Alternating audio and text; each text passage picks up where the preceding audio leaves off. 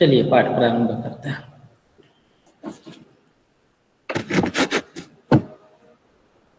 अनिर्वाच्या विद्याद्वितयशचिवस्य प्रभवतो विवर्ता यस्यैते वियदनिलतेजो भवनयः यतश्चाभूद्विश्वं चरमचरमुच्चावचमिदं नमामस्तद्ब्रह्मा परिमितसुखज्ञानममृतम्।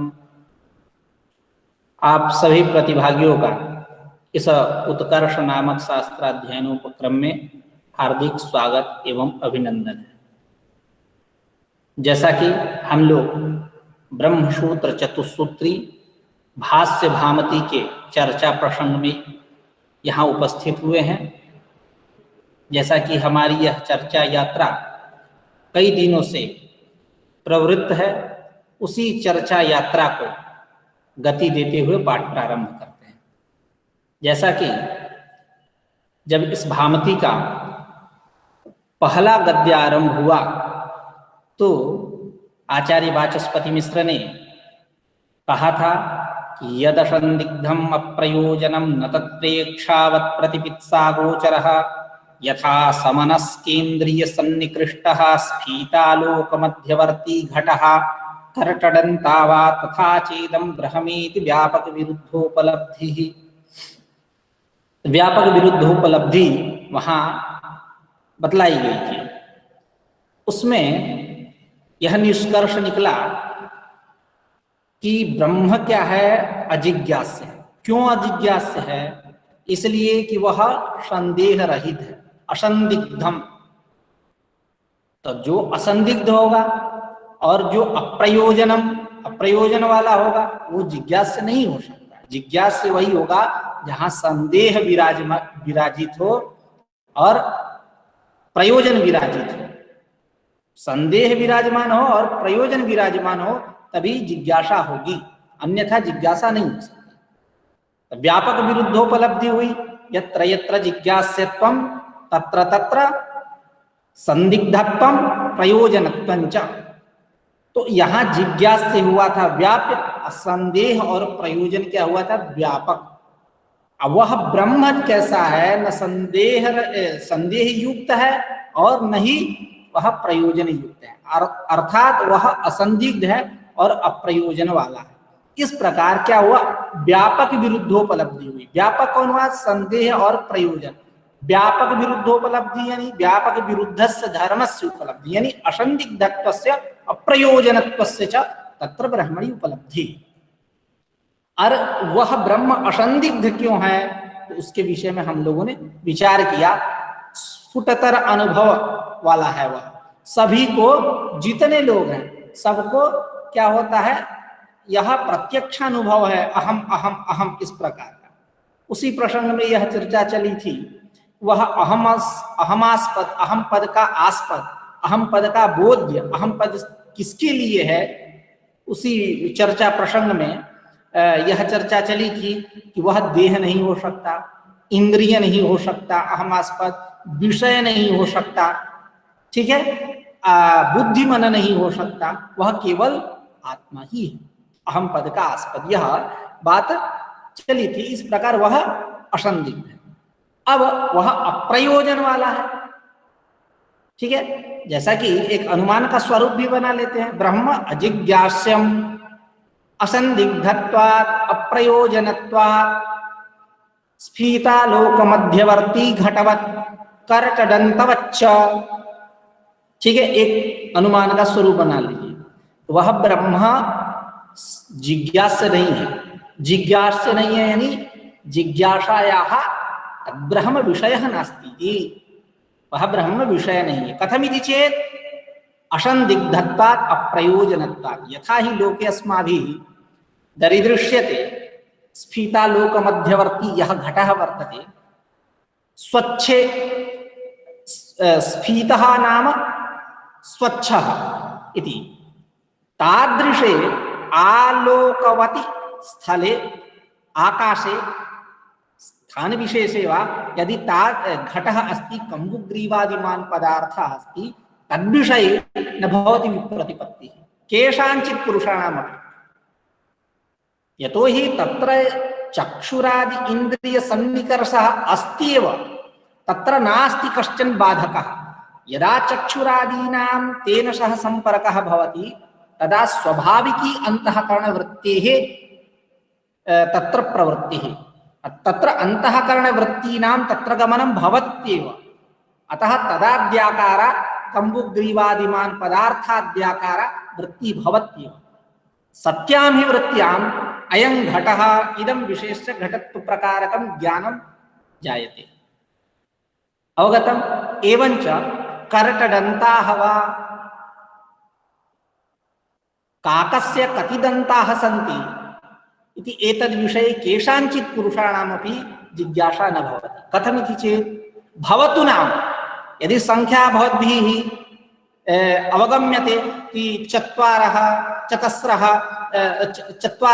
दन्ताः सन्ति, चतस्रः संख्या वर्तते, पञ्च वा भवतु नाम, परञ्च तेन नास्ति किमपि प्रयोजनं। तेन किं प्रयोजनं? नास्ति किमपि प्रयोजनम्। अतः तद्विषयेपि जिज्ञासा न भवति इति आचार्यैः एवं भणितं वर्तते। न तत्प्रेक्षावतां प्रतिपित्सा गोचरः, सः प्रतिपित्सा गोचरः नाम जिज्ञासायाः विषयः न भवति इति। अवगतम्? अत्र प्रकृते अनुसरामः तो बात चल रही थी अप्रयोजनत्वाच्च। वह ब्रह्म कैसा है? अप्रयोजन वाला है, प्रयोजन भी नहीं कोई, इसलिए वह जिज्ञासा नहीं हो सकता। कैसे वह प्रयोजन वाला है, इसी बात का प्रतिपादन यहाँ आचार्य वाचस्पति मिश्र अपनी भाषा में कर रहे हैं। अप्रयोजनत्वाच्च तथा ही संसार निवृत्तिरपवर्गः इह प्रयोजनम विवक्षितम्। कह रहे हैं कि इस वेदांत में प्रयोजनत्वेन क्या विवक्षित है, पहले ये समझिए। कह रहे हैं कि यहाँ संसार की जो निवृत्ति है, संसार की यह जो निवृत्ति है, मुसल प्रहारेण घटादेर, यह जो निवृत्ति है, यह निवृत्ति ही प्रयोजन है। यानी निवृत्ति होना यानी अपवर्ग की प्राप्ति, स्वर्ग मोक्ष। ठीक है, तो संसार की निवृत्ति रूप जो अपवर्ग है, वह उस अपवर्ग की प्राप्ति ही यह वेदांत में प्रयोजन है। ठीक है, उसी ऊपर है कि तथा ही संसार निवृत्तिरपवर्गः इह प्रयोजनम विवक्षितम। यहाँ प्रयोजनत्वेन वही विवक्षित है। ठीक है, और संसार कैसा है? तो संसार का विशेषण बतला रहे हैं, दे रहे हैं विशेषण। संसारश्च आत्म याथात्म्य अननुभव निमित्तः आत्म याथात्म्य ज्ञानेन निवर्तनीयः। यह संसार कैसा है? जरा मरण वाला यह जो संसार है, संसरणम संसारः, यह संसार है कैसा? इसका स्वरूप क्या है? तो कह रहे हैं कि यह संसार जो है आत्म याथात्म्य अननुभव निमित्त। जब तक आत्म याथात्म्य ज्ञान नहीं हुआ, मतलब यथार्थ ज्ञान नहीं हुआ आत्मा विषय, तभी तक यह संसार है, अननुभव निमित्त है। जहां आत्म याथात्म्य अनुभव हुआ, यह संसार गायब। ठीक है, और यह संसार कैसा है? आत्म याथात्म्य अननुभव निमित्त है, और निवर्तनीय किससे है? आत्म याथात्म्य ज्ञानेन निवर्तनीय। आत्म याथात्म्य ज्ञान हुआ, बस निवृत्ति हो गई। ठीक है, जब स्वप्नावस्था में बहुत सारे वस्तुओं को देखा, स्वप्नावस्था में तुर्गादि इत्यादि को देखा, जागरण काल में आया तो उसकी अनुवृत्ति नहीं होती, उसकी निवृत्ति हो जाती है। गजादि निवृत्तों को विरोधा वेदांत परिभाषा है। भले बाध न हो, लेकिन उसकी निवृत्ति हो जाए, क्योंकि अधिष्ठान तत्व का साक्षात्कार अपेक्षित है बाध पदार्थ में। निवृत्ति में क्या ऐसी कोई आवश्यकता नहीं कि अधिष्ठान तत्व का साक्षात्कार। विरोधी वृत्ति की उत्पत्ति हो जाए, विरोधी वृत्ति उत्पत्ति ही और दोष की निवृत्ति हो जाए, यही क्या है? निवृत्ति में हेतु है, प्रयोजक। गजादि निवृत्तों को विरोधा, गजादि की निवृत्ति हो जाएगी। आपने स्वप्न काल में जो देखा, अनुभव किया इत्यादि, आप देख रहे थे कि मैं यहाँ से वहां जा रहा हूँ, महाराष्ट्र से जा रहा हूँ उत्तर प्रदेश, पैदल जा रहा हूँ, गाड़ी से जा रहा हूँ, इत्यादि। इसके साथ जा रहा हूं, उसके साथ जा रहा हूं, इतने बजे जा रहा हूं, ये रास्ता में मिला, वो रास्ता में मिला, इत्यादि जो आपको अनुभव हो रहा था स्वप्न काल में, जहां जगह विरोधी वृत्ति हो गई, विरोधी अवस्था में आ गए, इसलिए उसकी निवृत्ति हो जाए। तो यह संसार कब तक है? तो जब तक आत्मज्ञान नहीं हुआ आपको। आत्म याथात्म अननुभव निमित्त है, अननुभव होना चाहिए। अननुभव निमित्त है किसमें? उस संसार में। जहां या आत्म याथात्म ज्ञान हुआ, संसार की निवृत्ति हो जाएगी। उसी को कहा संसारश्च आत्म याथात्म्य अननुभव निमित्त आत्म याथात्म्य ज्ञानेन निवर्तनीयः सच अयम अनादि अनादिनात्म याथात्म्य ज्ञानेन सहानुवर्तते कुतो अस्य निवृत्ति अविरोधः। कह रहे हैं कि यह जो संसार है जिसको आपने अभी बतलाया कि यह आत्म याथात्म्य अननुभव निमित्त है, यह संसार सचायम आत्म याथात्म्य अननुभव संसार ऐसा है, अनादि ही अनादि है, और जिससे वो निवृत्त हो रहा है वो आत्म याथात्म्य ज्ञान, वो भी अनादि है। अब दो अनादि वस्तु हो गए, एक तो आत्म याथात्म्य अननुभव अनादि हुआ अर्थात तद्रूप संसार, और दूसरा जिससे उसकी निवृत्ति हो रही है वो भी अनादि हुआ।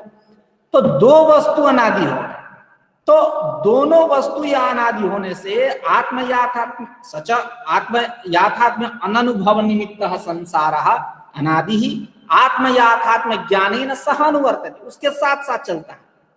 कौन? यह संसार, दो अनादि वस्तु साथ साथ चल रहे हैं, इसलिए सहानुवर्तते कुतो अस्य निवृत्ति ही, तब इसकी निवृत्ति नहीं हो सकती, क्योंकि परस्पर साथ में रहने वाले दो वस्तुओं में नास्य नाशक भाव नहीं हो सकता। आत्म याथात्म्य ज्ञान, आत्म याथात्म्य अननुभव को नास्य मानेंगे और आत्म याथात्म्य ज्ञान को हम नाशक मानेंगे, ऐसा हो नहीं सकता। दोनों अनादि है, दोनों सहचर है, साथ साथ चलने वाले, साथ साथ चलने वाले वस्तुओं में कोई विरोध नहीं है, कोई नास्य नाशक भाव नहीं है। क्योंकि नास्य नाशक भाव कहां होगा? तम और आकाश प्रकाश में होगा। ये दोनों साथ ही नहीं रह सकते, विरोधी है, विरुद्ध स्वभाव यो हो, है ना। युष्मद अस्मद प्रत्यय गोच, आगे कहेंगे युष्मद अस्मद प्रत्यय गोचरयो हो विषय विषयिनो हो तमः प्रकाशवत् विरुद्ध स्वभावयो हो इतरेतर भावानुपपत्तौ सिद्धायां तद्धर्माणाम् अपि सुतराम् इतरेतर भावानुपत्ति ततः अस्मत् प्रत्यय गोचरे विषयिणी चिदात्मके युष्मत् प्रत्यय गोचरस्य विषयस्य तद्धर्माणाञ्चाध्यासः तद्विपर्ययेण विषयिणः तद्धर्माणाञ्च विषयाध्यासामित्येति भवितुं युक्तम्। इसके विषय में भी कहेंगे। तो तमः प्रकाशवत् विरुद्ध स्व, ये दोनों कैसे हैं? तम और प्रकाश के समान। तो तम और प्रकाश के समान है नहीं, ये विरोध कहाँ होगा? तम और प्रकाश में होगा, क्योंकि ये साथ साथ नहीं रहते। साथ साथ चलने वाले दो अनादि वस्तुओं का या कोई भी वस्तु हो, सहचर जो है उनका परस्पर विरोध नहीं होगा। सांप और नेवला में विरोध हो सकता है, सांप सांप में कोई विरोध नहीं। आप जंगल में देखिए, यही महाराष्ट्र नागपुर में पेंच है, टाइगर रिवर, वहां आप जाइए जंगल में, बहुत सारे बाघ मिलेंगे आपको। तो जब बहुत सारे बाघ मिलेंगे या अन्य उनका एक एक संप्रदाय, एक एक टोली, भैंस मिलेंगे, हिरन मिलेंगे, बहुत सारे संख्याओं में, उनकी संख्या बहुत है, तो आपस में नहीं वो एक दूसरे के भक्षक होते हैं, एक दूसरे के वो नहीं। बाघ खाएगा हिरन, बाघ खाएगा भैंसा को, उनकी प्रजाति भिन्न भिन्न है। तो कि वो दोनों विरुद्ध स्वभाव वाले हैं। ये नहीं कि हिरन हिरन को खा रहा है, ऐसा तो मैंने नहीं देखा, देखा तो अपवाद है, यदि आप लोगों ने देखा तो ऐसा, ठीक है। तो इस प्रकार साथ साथ रहने वाले दो वस्तुओं का परस्पर विरोध नहीं है, परस्पर नास्य नाशक भाव नहीं हो सकता, ठीक है। उसी को कह रहे हैं सच अयम, यानी आत्म याथात्म्य अननुभव निमित्तः संसारः अनादि ही, और आत्म याथात्म्य ज्ञान भी अनादि है। अनादि ही अनादिना आत्म याथात्म्य ज्ञानेन सहानुवर्तते, सह अनुवर्तते कुतो अस्य निवृत्ति ही, कोई निवृत्ति, अतः अविरोधाः, निवृत्ति ही नहीं, निवृत्ति नहीं है, क्यों? अविरोधात्, कोई विरोध नहीं है, ठीक है। और कुतश्च आत्म याथात्म्य अननुभवः, और किस हेतु से आपको यहाँ आत्म याथात्म्य अननुभव हो रहा है, पहले ये बतला दो, किस हेतु से आपको आत्म याथात्म्य अननुभव हो रहा है। क्योंकि नहीं अहम इति अनुभवात अन्यत आत्मज्ञानमस्ति, आत्म याथात्म्य ज्ञानमस्ति। कह रहे हैं कि अहम अहम यह जो लोक में प्रतीति होती है, सबको होती है, हमको होती है, आपको होती है, अहम सुखी अहम दुखी, इस प्रकार यह जो अहम अहम प्रत्यय है, यह अहम अहम प्रत्यय अहम अहम, यह जो प्रतीति हो रही है, अनुभव हो रहा है, इससे अन्य नास्ति, कोई आत्म याथात्म्य ज्ञान नहीं है। यही आत्म याथात्म्य ज्ञान है। कौन है आत्म याथात्म्य? अहम अहम अहम, जो आपको प्रतीत हो रहा है कि अहम परीक्षितः, अहम धीरजः, अहम शिवादत्तः इत्यादि, यह जो है, यह अहम अहम का अनुभव जो है, यही, इससे अलग कोई आत्म याथात्म्य ज्ञान ही है ही नहीं। न च अहमिति सर्वजनीन स्फुटतरानुभव समर्थिता आत्मा देहेन्द्रियादि व्यतिरिक्तः शक्यः उपनिषदां सहस्रैरपि अन्यथैतुम् अनुभव विरोधात्। ठीक है, इसलिए बात क्या निकली कि निवृत्ति नहीं हो। यह जो आप निवृत्ति की बात कर रहे हैं, कुतो सहानुवर्तते, यह दोनों आत्म याथात्म्य अनुभव निमित्त जो संसार है, इसका आत्म याथात्म्य ज्ञान के साथ साथ अनुवृत्ति देखी जा रही है, इसलिए इसकी निवृत्ति नहीं होगी, क्योंकि कोई विरोध नहीं है। तो कोई विरोध नहीं है, निवृत्ति नहीं, तो कहां प्रयोजन रहा? कोई प्रयोजन नहीं। और कुतश्च आत्म याथात्म्य अनुभव, और किस हेतु से आत्मा याथात्म्य अनुभव होगा? क्योंकि इस संसार में अहम अहम इस प्रकार का जो प्रत्यय होता है, अनुभव होता है, उससे अन्य कोई आत्म याथात्म्य ज्ञान नहीं है। ठीक है, इससे अलग कोई आत्म याथात्म्य ज्ञान।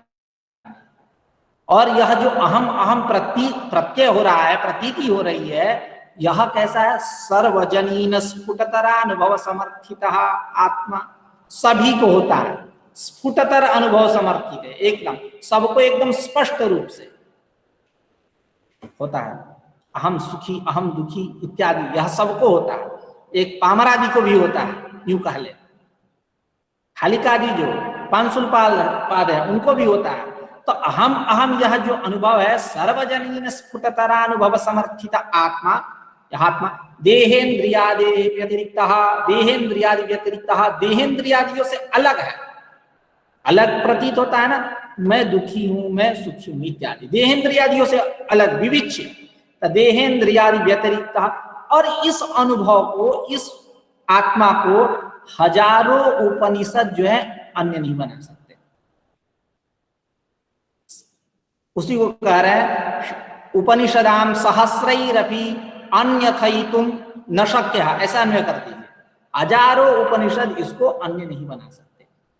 क्यों? यदि बना देंगे अनुभव विरोधात, अनुभव से विरोध हो जाएगा, क्योंकि अनुभव कह रहा है कि मैं सुखी हूं, मैं दुखी हूं इत्यादि, कारणो हम गौरव हम कर्ता हम इत्यादि, जो यह व्यवहार हो रहा है, यदि उपनिषद आकर के इसको, इस व्यवहार को विपरीत कर दे, पलट दे, तो अनुभव विरोध हो जाएगा। इसलिए न चाहमिति सर्वजनीन स्फुटतरानुभव समर्थिता आत्मा देहेन्द्रियादि व्यतिरिक्तः शक्यः उपनिषदां सहस्रैरपि अन्यथैतुम् अनुभव विरोधात्। अहम अहम इस प्रकार का जो प्रत्यय है, ज्ञान है, यह ज्ञान सर्वजनीन स्फुटतरानुभव समर्थित है, सबको होता है। इतना ही नहीं, पामरादियों को भी होता है। इसलिए यह जो आत्मा है, यह जो आत्मा है, वह देहेन्द्रियादि से अतिरिक्त है, उसको हजारों उपनिषद भी अन्य नहीं कर सकता, क्योंकि यदि अन्य करेगा तो अनुभव विरोध हो जाएगा। वो बताएगा कि नहीं, आत्मा कोई दूसरा है, अहम अहम पद का यह जो अनुभव हो रहा है, इसका आस्पद आत्मा नहीं है, कोई दूसरा है। यदि कहे तो क्या होगा? अनुभव विरोध हो जाए, क्योंकि मैं दुखी मैं सुखी, इस अनुभव से क्या हो रहा है? अहम पद का आस्पद वो आत्मा है, जीवात्मा। उपनिषद आकर कह दे कि नहीं, कोई दूसरा है अहम पद का आस्पद, तो अनुभव विरोध हो जाएगा, क्योंकि इस प्रकार का अनुभव हो रहा है लोक में। और जैसे एक उदाहरण के रूप में दे रहे हैं, नहीं आगमाहा सहस्रमपि घटम पटयितुम विंशते, हजारों आप शाब्द बोध कर लो, घट को पट नहीं कर सकते। हजारों कितनों परिष्कार कर दो, कितनों एकदम लंबा चौड़ा 5 दिन बैठ के परिष्कार बोलते रहो, तो उस परिष्कार से ये नहीं सिद्ध होगा कि घट है, नहीं है पट है। इस प्रकार की सिद्धि नहीं हो सकती। उसी को कह रहे नहीं आगमाहा सहस्रमपि घटम पटयितुम विंशते, सहस्रमपि आगमाहा, शाब्द बोध, आगम मतलब शब्द बोध, हजारों शाब्द बोध जो है घटम पटयितुम नहीं शते, घट को पट नहीं बना सकता। उसी प्रकार हजारों उपनिषद मिलकर के कह दे कि हम आस्पद यह आत्मा नहीं कोई दूसरा है, यह बात नहीं हो सकती। क्यों? अनुभव अहम अहम अहम ऐसा प्रतीत हो रहा है सबको, पामर आदियों को भी प्रतीत हो रहा है, इसलिए हम आस्पद वह आत्मा ही है। तस्मात् अनुभव विरोधात् उपचरितार्थाः एव उपनिषदः इति युक्तम् उत्पश्यामः इति आशयवान आशंक्य परिहरति। तस्मात् अनुभव विरोध हुआ। अब क्या अनुभव विरोध हुआ? अहम अहम इस प्रकार के अनुभव से यह बात स्पष्ट हो गई कि अहमास्पद यह आत्मा है। श्रुति क्या कह रही है कि वह आत्मा कौन है? सजातीय विजातीय स्वगत भेद शून्य, वो दूसरा तत्व है। कौन? असंगोष्ययम आत्मा इत्यादि।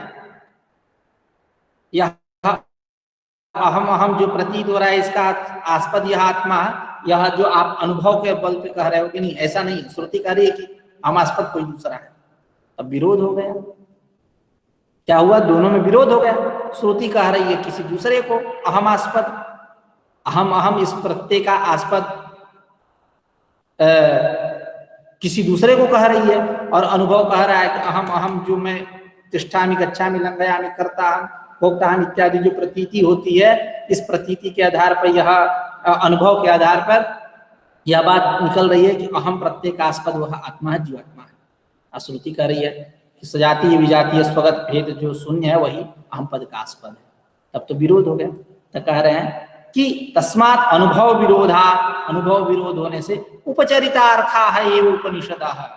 यह उपनिषद वाक्य कैसे हैं? उपचरितार्थक है। उपचरितार्थक यानी गौणार्थक है, गौण है, गौण मतलब क्योंकि अनुभव के आगे वो दुर्बल हो गए, अनुभव बलवान हो गया, प्रत्यक्ष बलवान हो गया, यह क्या हो गया? दुर्बल हो गया। यानी उपनिषद जिसको कह रहा है, उपनिषद वाक्य जिसको कह रहा है कि यह आत्मा है, यह दुर्बल हो गया, यानी उपचरितार्थ गौणार्थ हो गया। तो इस प्रकार की आशंका हुई। इस आशंका को मन में रख करके आशयवान जो भगवान शंकर है, इस प्रकार के प्रश्न का समाधान कर रहे हैं युष्मदस्मद इत्यादि के द्वारा। तब यह शंका ग्रंथ बनेगा। ठीक है? क्योंकि युष्मदस्मद प्रत्येक गोचर यो यहाँ से लेकर के मिथ्या तक यह शंका ग्रंथ है। ठीक है? ये बात समझ जाइए। और तथा भी करके परिहार ग्रंथ है। तो शंका क्या है? वही शंका का निर्माण हो गया। अहम अहम इस प्रकार का अनुभव हो रहा है, इससे यह बात स्पष्ट हुई कि हम आस्पद यह जीवात्मा है, श्रुति किसी दूसरे को कह रही है। विरोध हुआ तो तस्मात् अनुभव विरोधात् उपचरितार्था है उपनिषदः। उपनिषद वाक्य कैसे हो? उपचरितार्थ, गौणार्थ। इति युक्तम उत्पश्यामः इति आशयवान आशंक परिहरति। आशयवान भगवान शंकराचार्य परिहरति। इस भावना को, आशय को समझ करके आशयवान भगवान शंकर इस शंका का परिहार कर रहे हैं। क्या? तो मूल में ये युष्म बात समझ में आ रही है ना?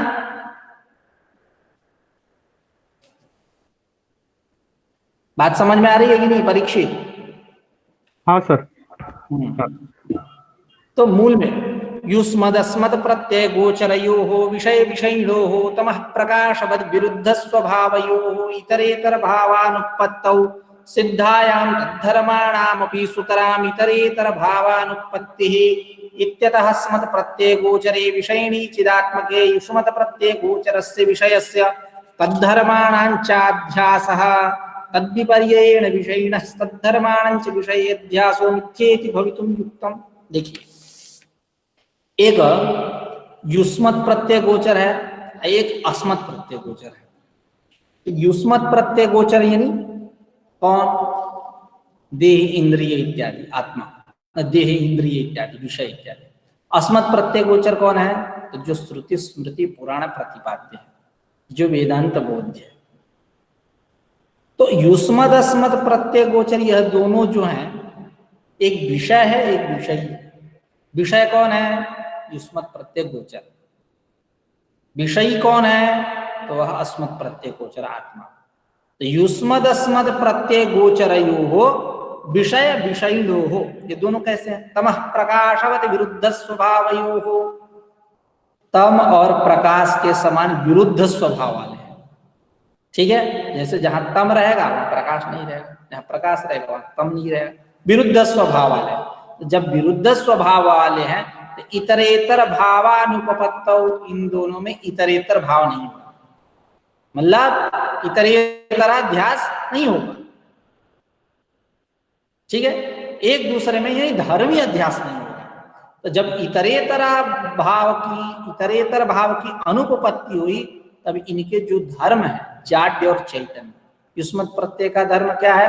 युष्मत् प्रत्यय गोचर जो है उनका धर्म क्या? जाड्यत्व। अस्मत् प्रत्यय गोचर जो है उसका धर्म क्या? चैतन्य।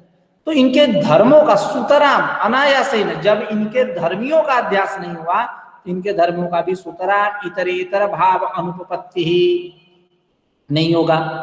इत्यतः तस्माद् हेतु हो, जब धर्मी का अध्यास नहीं हो, धर्मों का भी अध्यास नहीं होगा, क्योंकि धर्मों का अध्यास धर्मी अध्यास मूलक है। तब अस्मत् प्रत्यय गोचरे विषयिणी चिदात्मके, अस्मत् प्रत्यय गोचर अस्मत् प्रत्यय का विषय, जो विषयी चिदात्मा है, उस चिदात्मा में युष्मत् प्रत्यय गोचरस्य विषयस्य, विषय धर्मी अध्यास, तद धर्माणांच, और उसके जो धर्म है कौन? जाड्यत्व इत्यादि। तो अस्मत् प्रत्यय गोचरे विषयिणी चिदात्मके युष्मत् प्रत्यय गोचरस्य विषयस्य तद धर्माणांच अध्यासः मिथ्येति भवितुम युक्तम, ऐसे जोड़ लीजिए, वहां से छलांग मार लीजिए, यह मिथ्या है। तद विपर्ययेण विषयिणः तद्धर्माणांच विषयाध्यासः मिथ्येति भवितुम युक्तम। तद विपर्ययेण, विषय विपर्ययेण, भामतीकार कहेंगे विषय विपर्ययेण। क्या विषय विपर्ययेण? अभी तक आपने क्या कहा? अस्मत् प्रत्यय गोचरे विषयिणी चिदात्मके, अभी यहाँ पैटर्न बदल दीजिए, विषय विपर्ययेण यानी युष्मत् प्रत्यय गोचरे विषय जीवात्मनि। ठीक है, अस्मत् प्रत्यय गोचरस्य विषयिणः तद्धर्माणांच चैतन्यादीनांच अध्यासः मिथ्येति भवितुम युक्तम, एक दूसरे में ऐसे। ठीक है, तो कह रहे तद विपर्ययेण विषय विपर्ययेण विषयिणः यानी आत्मनः अस्मत् प्रत्यय गोचरस्य विषयिणः तद्धर्माणांच विषय युष्मत् प्रत्यय गोचरे विषय अध्यासः मिथ्येति भवितुम युक्तम, नहीं हो सकता। जब धर्मी अध्यास नहीं होगा, धर्मों का अध्यास कहां से होगा? क्योंकि धर्मों का अध्यास धर्मी अध्यास मूलक है, उसी को अब कह रहे हैं। तो इति आशय इति आशयवान आशंक्य परिहरति, इस प्रकार की आशय को समझने, इस प्रकार के आशय को समझने वाले भगवान शंकराचार्य, कि अब तो श्रुतिवाक्य उपचरितार्थ हो रहा है, गौण हो रहा है, गौण अर्थ का प्रतिपादक हो रहा है, क्योंकि अनुभव कह रहा है कि अहम अहम अहम सुखी, अहम दुखी, अहम करता है। इस प्रकार के अनुभव से क्या निकला कि अहम आस्पद वह जीवात्मा है। श्रुति कह रही है सजातीय विजातीय वेद शून्य असंगो ह्ययम् आत्मा इत्यादि, किसी दूसरे तत्व का प्रतिपादन कर रही है। तो अनुभव से विरोध हुआ, अनुभव हुआ बलवान, श्रुति को कह दिया कि तुम हो जाओ गौणार्थ, हो गए गौणार्थ। इस प्रकार के का क्लाइमेट बनने पर आशय को भगवत शंकराचार्य ने समझ लिया, समझ के इति आशयवान आशंक्य परिहरति, परिहार कर रहे हैं युष्मद् अस्मत् प्रत्यय गोचरयोः इत्यादि के द्वारा। ठीक है, अत्र च युष्मद् अस्मत् इत्यादि मिथ्या भवितुम युक्तम इत्यन्तः शंका ग्रंथः कारण कि युष्मद् अस्मत् प्रत्यय गोचरयोः यहाँ से लेकर के मिथ्येति भवितुम युक्तम, यहाँ तक मिथ्येति भवितुम युक्तम इत्यन्तः शंका ग्रंथः, शंका ग्रंथ। तथापि अन्योन्यस्मिन् अन्योन्यात्मकता इत्यादि करके जो है तथापि इत्यादि परिहार ग्रंथ, यह परिहार ग्रंथ है। फिर वहां कहा कि तथापि इत्यभिसंबंधा शंकायाम यद्यपि पठितव्यम। अब यहाँ सावधान कर रहे हैं आचार्य वाचस्पति मिश्र भगवत्पाद शंकराचार्य, कह रहे हैं कि आचार्य जी आप आगे तथापि पद कह रहे हो, नियम है यद तदुर नित्य संबंध, इसलिए यद्यपि पद आपको रखना चाहिए यहाँ। ठीक है, करें तथापि इत्यभिसंबंधा शंकायाम यद्यपि पठितव्यम, यद्यपि पाठ करना चाहिए। यहाँ हमारे गुरु जी कहते हैं कि नहीं, ऐसा नहीं है। भगवत्पाद शंकराचार्य ने यद्यपि नहीं लिखा, भगवत्पाद शंकराचार्य के पक्ष में बोलते हैं, कहते हैं कि यद्यपि नहीं लिखा इसके प्रति कारण है, क्योंकि आचार्यों की परंपरा रही है अनिर्वचनीय बात कहने की।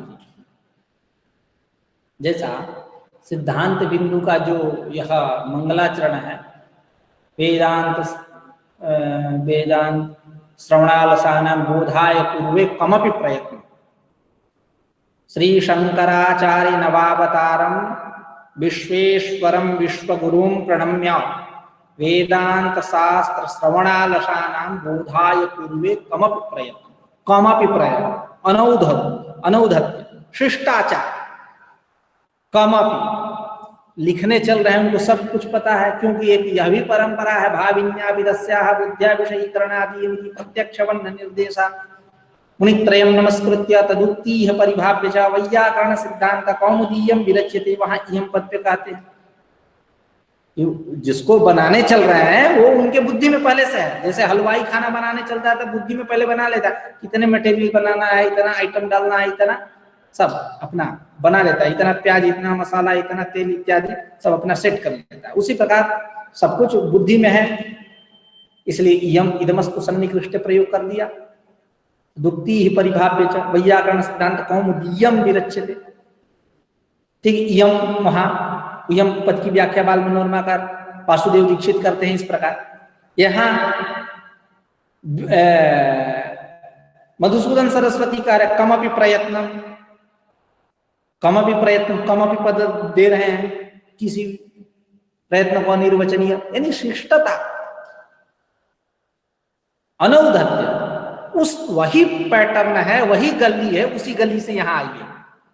भगवत्पाद शंकराचार्य ने तथापि तो लिखा, लेकिन आप जो कह रहे हो वाचस्पति मिश्र की, आपको ये कह रहे हो कि यद्यपि यहाँ पद देना चाहिए, तो भगवत्पाद शंकराचार्य के पक्ष वाले कह रहे हैं कि नहीं, यद्यपि नहीं दिए ठीक है, क्योंकि भगवत्पाद शंकराचार्य यद्यपि पद दे देते, यह बात एकदम अत्यंत स्पष्ट हो जाती कि भगवत्पाद शंकराचार्य पहले पूर्व पक्ष कर रहे हैं।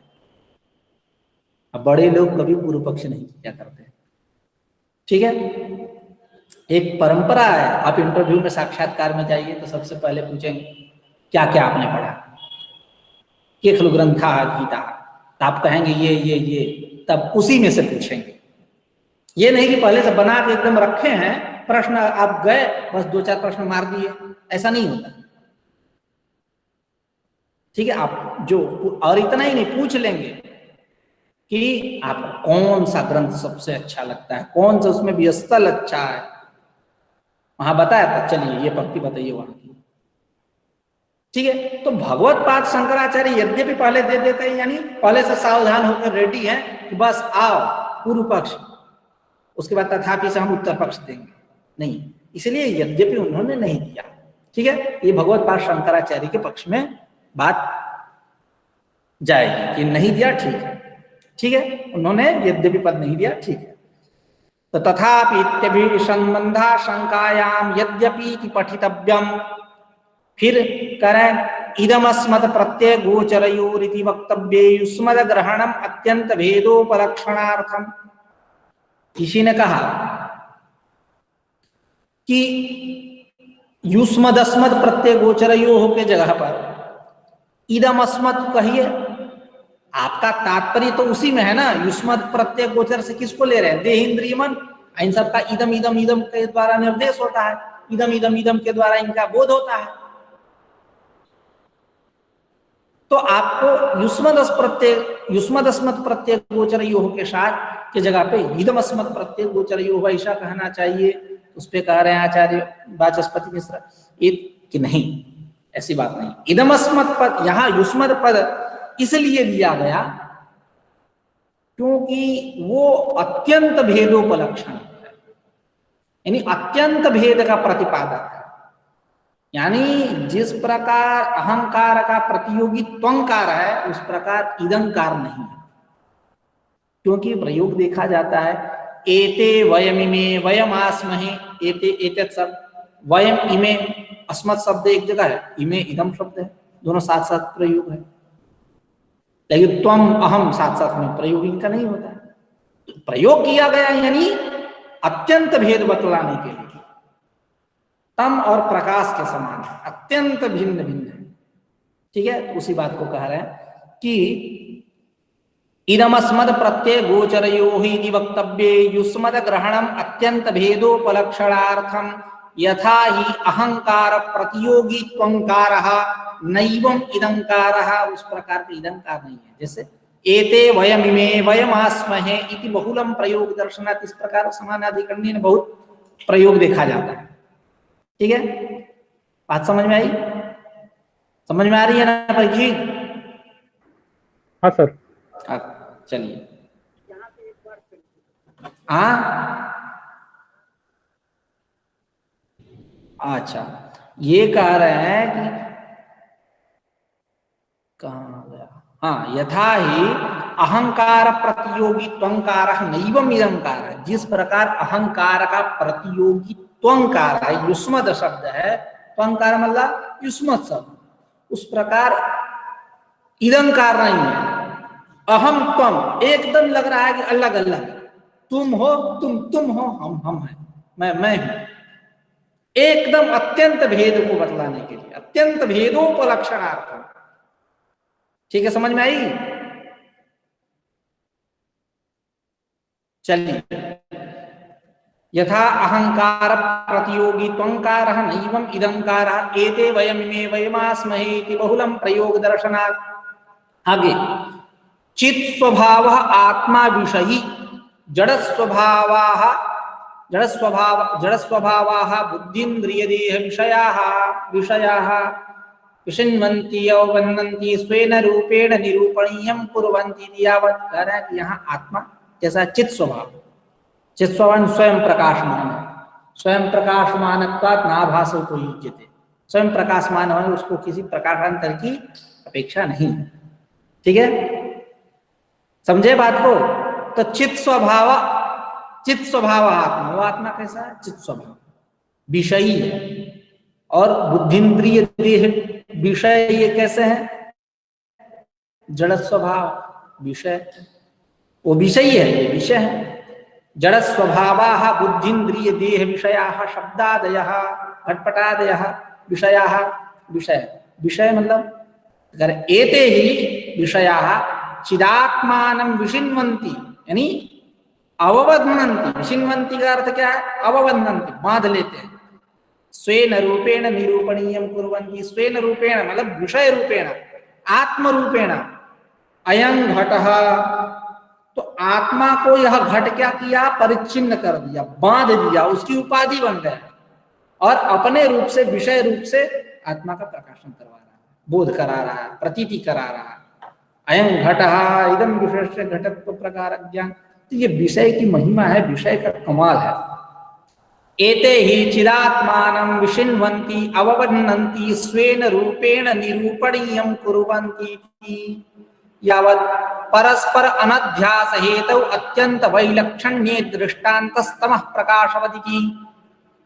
कह रहे हैं कि परस्पर अनध्यास हेतु इन दोनों का, किन दोनों का? युष्मत् प्रत्यय गोचर, अस्मत् प्रत्यय गोचर, यानी एक देहेंद्रिय विषय, देहेंद्रिय बुद्धि देह इंद्रिय विषय इत्यादि, बुद्धिन्द्रिय देह विषय, और एक आत्मा, ये परस्पर अनध्यास है। तो इनका परस्पर अध्यास नहीं हो रहा है, परस्पर अनध्यास में हेतु क्या है? विरुद्ध स्वभाव वाले हैं।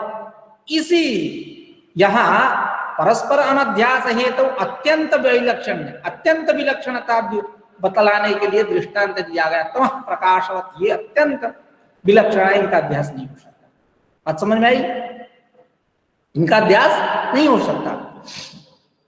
ये पूर्व पक्ष है यहाँ, ये मतलब ये पूर्व पक्ष पे हम लोग चर्चा कर रहे हैं, सिद्धांत पे नहीं। सिद्धांत तथापि करके प्रारंभ होगा, ठीक है। तो परस्पर अनध्यास हेतु, परस्पर इन दोनों के युष्मत् प्रत्यय गोचर अस्मत् प्रत्यय गोचर, इन दोनों के परस्पर अनध्यास में हेतु या विरुद्ध स्वभाव, उसी को बतलाने के लिए वहां विलक्षणता वो द्योतित करने के लिए, कैसी विलक्षणता है, दृष्टांत तमः प्रकाशवदिति, दृष्टांत दिया गया तमः प्रकाशवदिति, उसी को कहा परस्पर अनध्यास हेतु अत्यंत वैलक्षण्य दृष्टान्तस्तमः प्रकाशवदिति, नहीं जातु कश्चित् समुदाचरद वृत्तिनि प्रकाशतमसि परस्परात्मतया प्रतिपत्तुम् अर्हति तदिदम् उक्तम् इतरेतर भावानुपपत्तौ इति, इतरेतर भावः इतरेतरत्वं तादात्म्यम् इति यावत् तस्य अनुपपत्तौ इति।